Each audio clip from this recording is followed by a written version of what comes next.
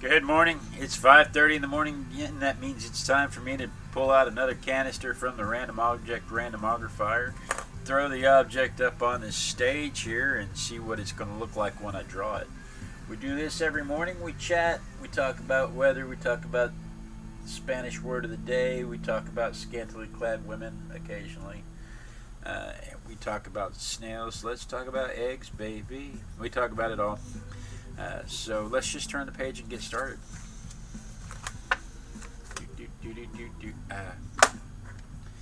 It is a lovely morning. Good morning, Claudia. It is a lovely, lovely morning here in Houston, America. Let me tell you, it is raining outside.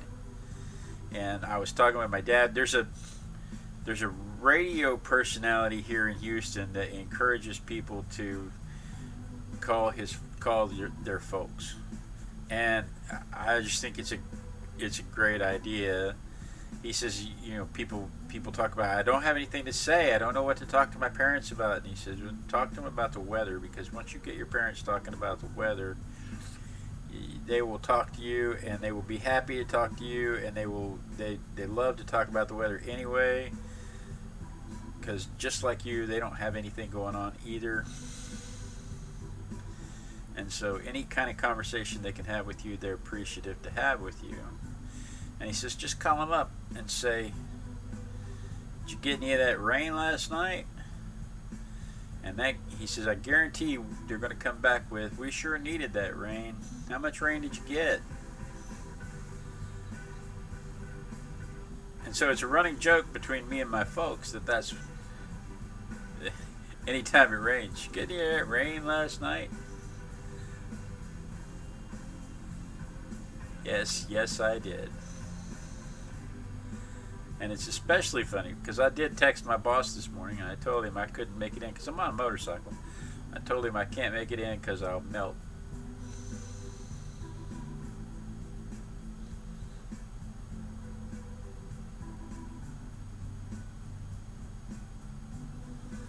Because sugar melts in the rain.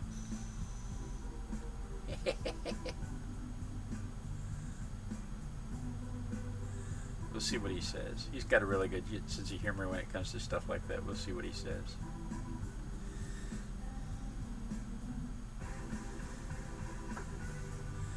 But that gets us to the Spanish word of the day early, because the Spanish word of the day was medio ambiente, which is environment. Medio ambiente.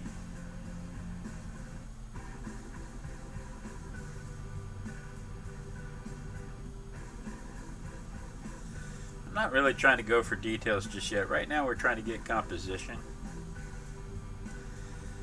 But some of this composition depends on where these details are going to lay. He's a complicated little fella.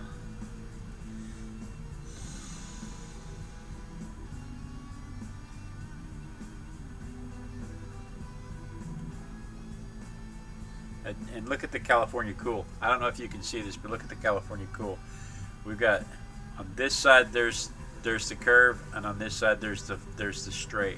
On this side there's the curve, on this side there's the straight. On this side there's the curve, on this side there's the straight. I forget what the name of that figure drawing class was, but he calls that California cool. And it's a pretty simple way to keep the anatomy straight when you're putting something like this together.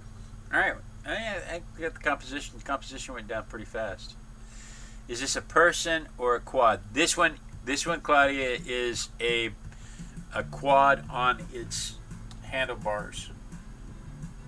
The other day we drew an ATV four-wheeler, and when you look at the picture of the ATV four-wheeler, it was kind of difficult to tell it wasn't a mother and child sitting together. And so they chatted about it, they joked about it in the chat room. And so Claudia is teasing me. That's alright. I enjoy Claudia's teasing.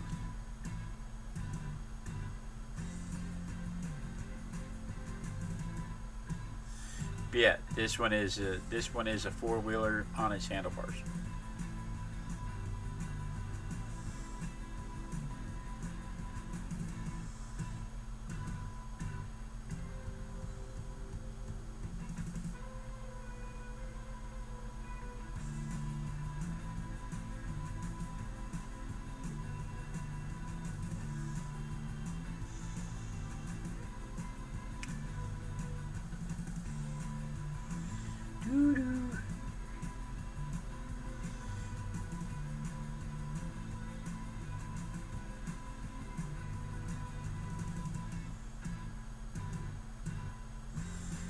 See, his face is really detailed, and I could get lost all morning just doing the details of his face.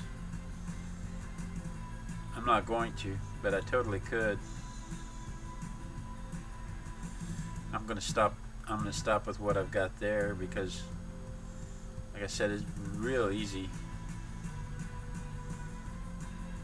It's real easy to get lost in the details of that. We don't have the kind of time. This is a sketch.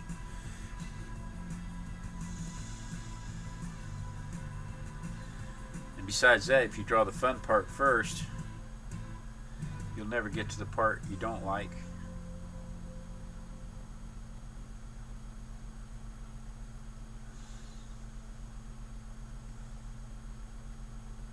That's the rule of small brushes. Once you pick up the small brushes and do the small brushes part, that means you're doing the part that you were interested in. And once you do that, you won't want to do anything else. You'll consider it done in your mind, and you won't want to do anything else. What is this? This is the arm. This is the hand. This is the ladle, and then this is the jacket. The jacket comes down to there, and the jacket. This is the ladle handle, and the jacket comes down here, and comes back out there. All right. Belt.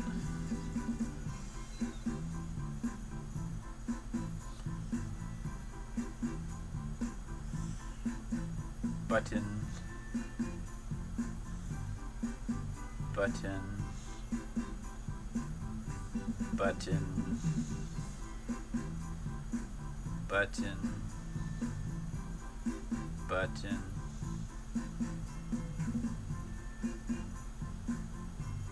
button, wrinkle, shoulder, collar,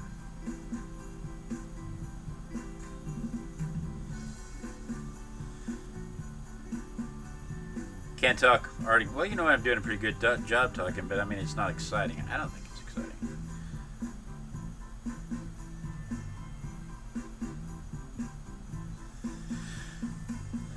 So yeah, it's raining here. Sure needed that rain.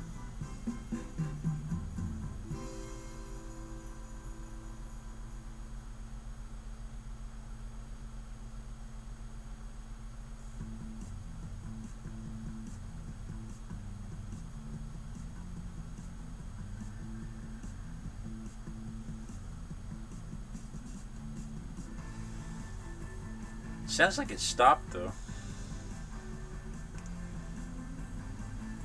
His shoulders look hunched. I don't think his shoulders are supposed to be that hunched.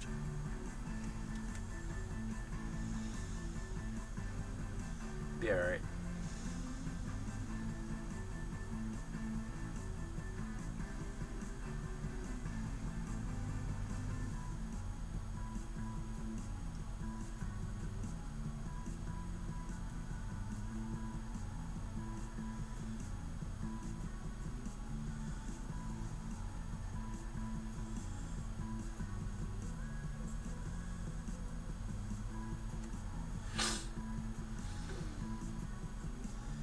So I looked up the etymology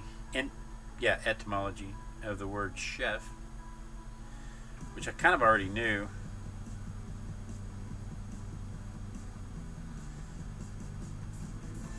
Shares the same root as chief, and it was chief of the kitchen.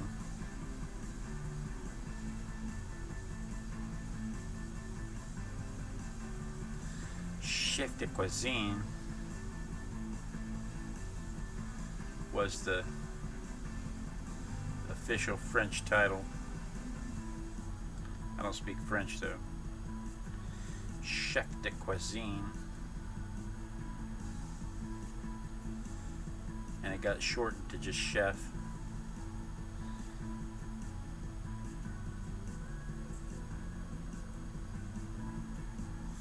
But it's the same root word as chief.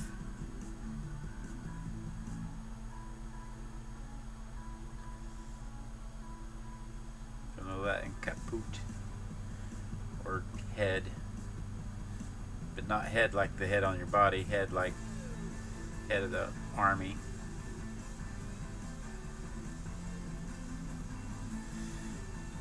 And I love that kind of random nonsense, random information. I don't know if you guys are down for that kind of random information or not, but I love that kind of random information.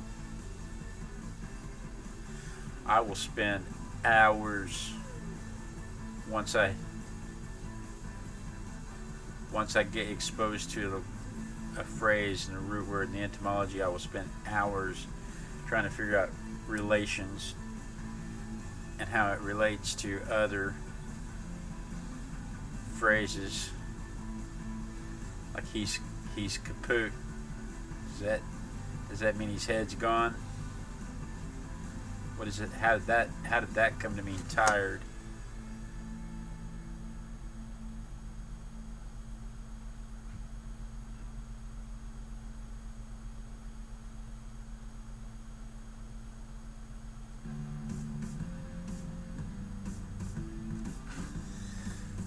So I'll spend hours trying to figure that stuff out. Especially in other languages like Spanish. Because it's things like delgado. In Spanish means thin, delgado. But if you go to look up delgado in Spanish, it'll tell you it's related to the name Delgado. And it'll give you the history of the name Delgado. They'll tell you all kinds of famous people with the name Delgado. But you know what I hear when I hear Delgado? I hear Del Gato, like a cat, feline, thin like a cat.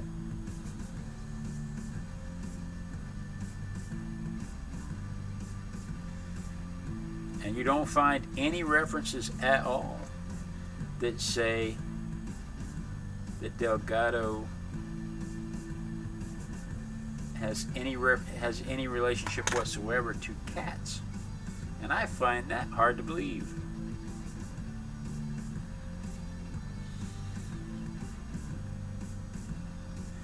Gatear, to crawl. Gato, cat. Gatear, to crawl. Are you telling me that to crawl, that sounds like to cat, is not related? Did they call it gatear because they crawled on all fours like a cat? Or did they call it a cat, gato, because they crawled on all fours, gatear? Which came first? Hours. I will dig hours into stuff like that. I am a word nerd when it comes to stuff like that. Look how quickly we got into the shading. Yes, Mother, I am recording. Thank you. She says she loves, Claudia says she loves to hear that kind of knowledge. Her married name was Pistorius. Pistor is bread in Latin, so she was just Ms. Baker. Now she's Ms. Rossi, which is red in Latin. Yes, exactly. Miss Rossi. Miss Red, Miss Scarlet. You're Miss Scarlet from the game of Clue.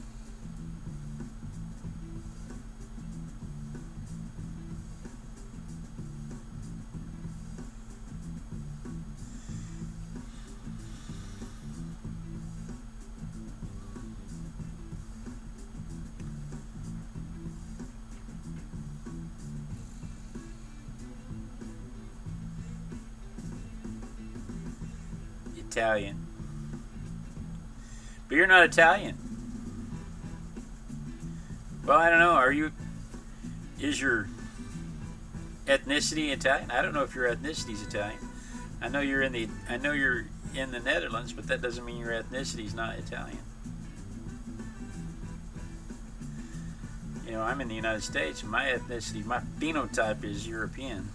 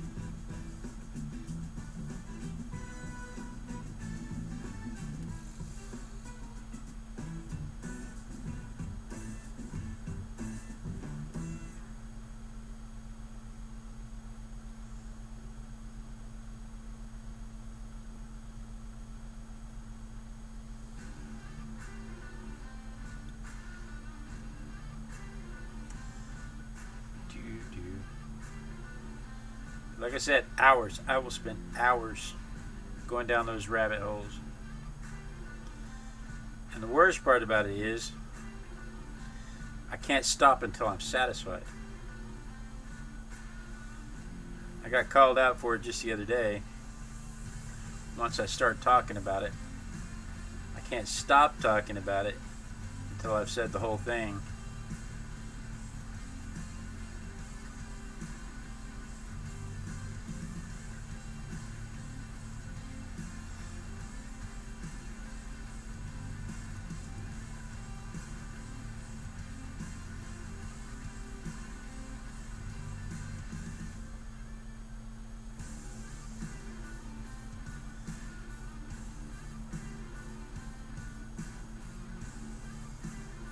Curse.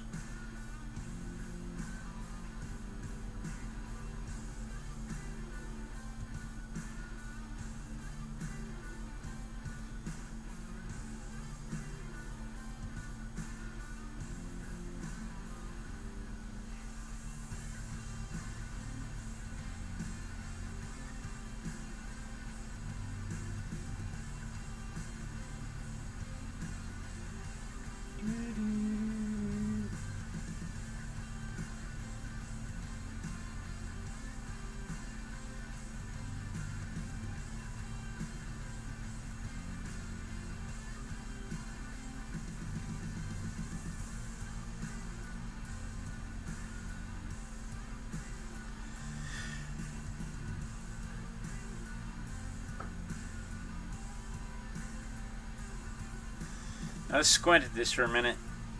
This is another instance where the white of his jacket and the flour sack beside him is lighter than the background.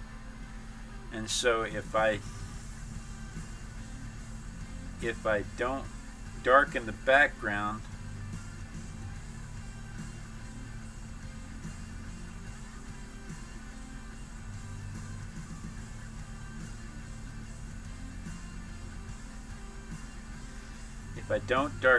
background, it won't read as white.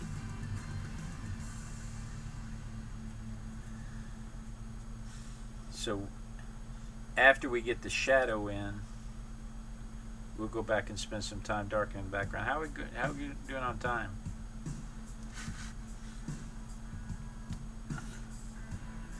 She says, I am really a Dutch cheesehead, but my grandfather or so was Italian. I'm European and a little bit Scandinavian, I think. I'll take a DNA test once. Oh, there's Elizabeth. Hi, Elizabeth. I didn't see you sneak into the chat.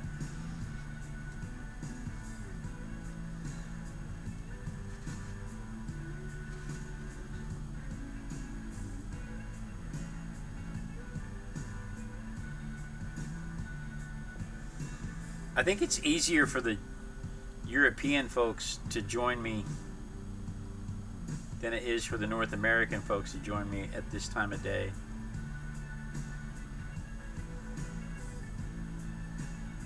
If most North American folks, if they're up right now, they are getting ready for work.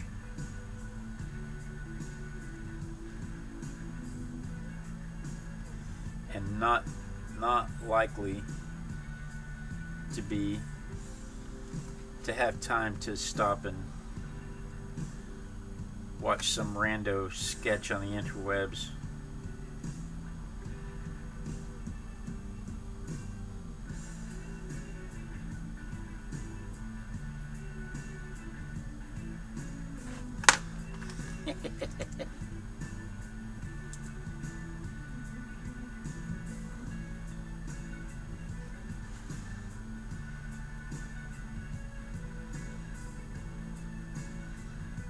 I got carried away with that. So sneaky, you're so very sneaky.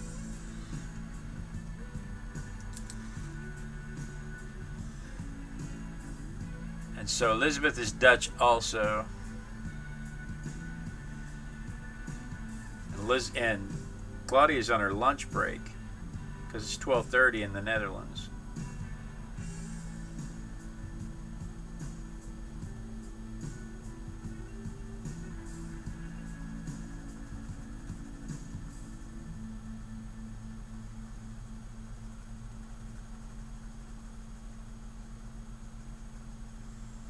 See, I think it's a little more difficult for the North Americans to join me. Several of them chime in throughout the day, watching when they can, catching up on the recording. But as far as being here live, I don't really expect them to, because like I said, it's early for us. But I think we're doing pretty well on time. It's 5:53 here.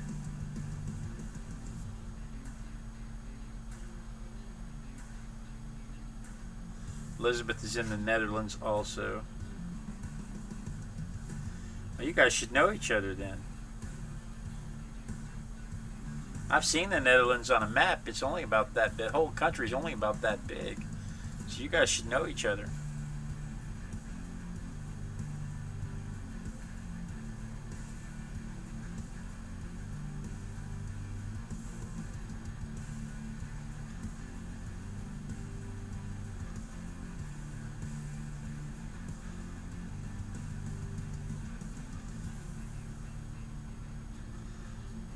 I know better. I'm just teasing.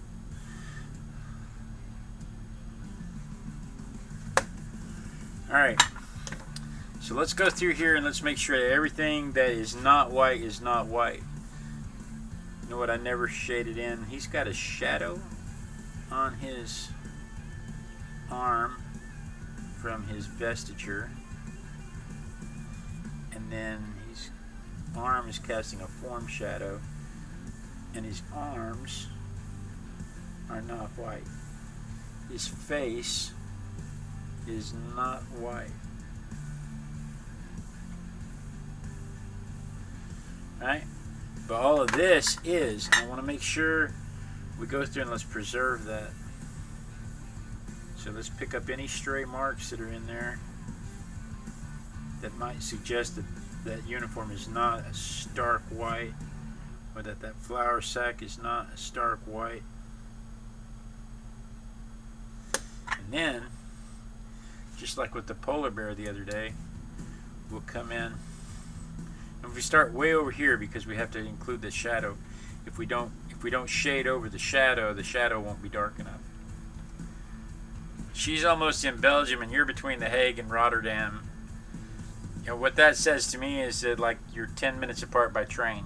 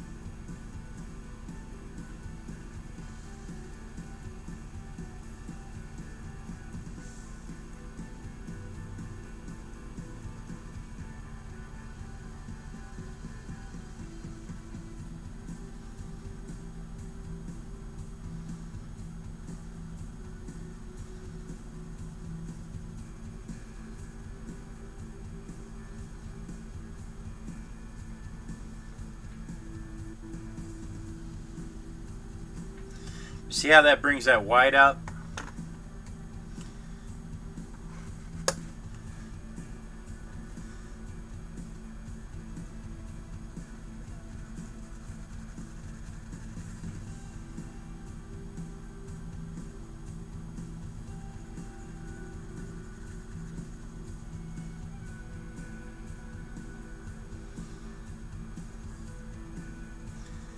It really just makes all of the light stuff really stand out.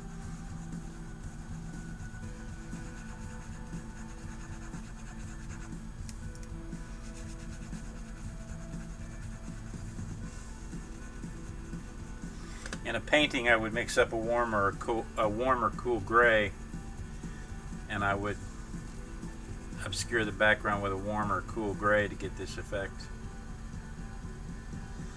Depending on whether my subject was warm or cool, I'd want the background to be the opposite of that. But I think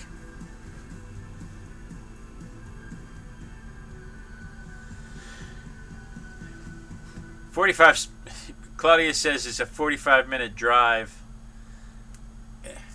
from Belgium to The Hague and Rotterdam. You can drive easily 3 hours in our land in a straight line. So Texas is about 12 hours from the easternmost point to the westernmost point, driving at the speed limit of 85 miles an hour.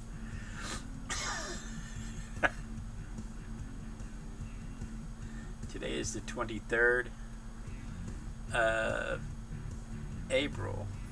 Is it still April?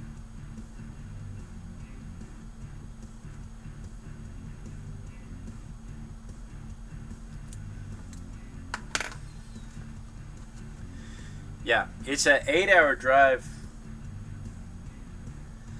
It's an 8-hour drive from my front door to my oldest kid's house.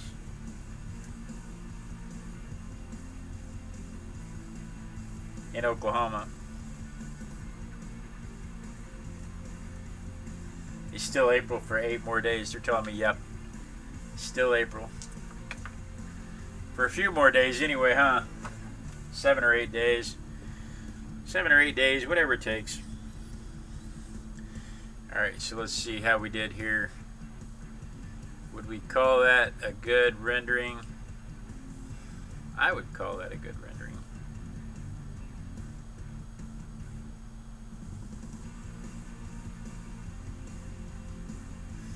You can definitely tell I moved around while I was drawing. But, again, you know,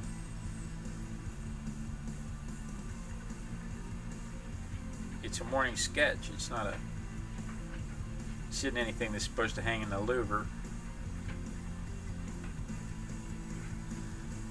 So let's get a look at her up close.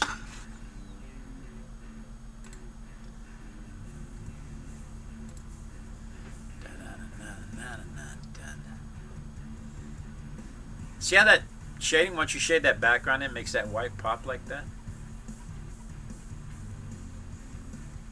Anyway, good times.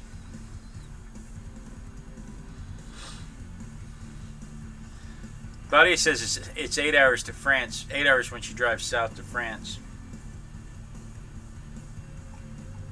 In 8 hours, you'll be in the south of France. How many countries would you cross in 8 hours?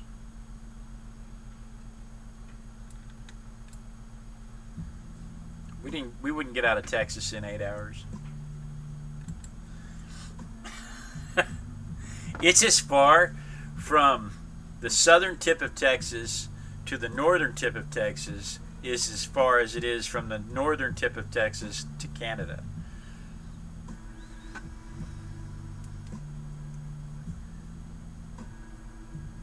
But guys, thank you so much for joining me. Elizabeth, glad to see you chimed in on the chat. That's fun. Claudia, it's always nice to see you. Mom and Dad, if you're still awake, if you're still there. Okay, so Claudia says in 8 hours you would drive through the Netherlands, Belgium, and France. You know, and in the United States, in 8 hours I would drive through Texas and part of Oklahoma. And there are parts of the United States that I could drive through 6 or 7 states in 8 hours. I'm just not in that part of the country. I'm in the big country. So but yeah, we'll see you guys tomorrow morning at 5:30. We'll do this again. See you at lunch. And thank you so much for joining us. And peace out. And then we dance. And we dance until somebody says they see us dancing, so that we know that the lag is caught up. As soon as you see me dancing, if somebody could just call out, I know you're just watching me dance because you just like it. You just think it's funny to watch me dance. Yeah, everybody just wants to see an old fat man dance. I get it. But as soon as all right, my mom says she sees me dancing. Peace out, y'all.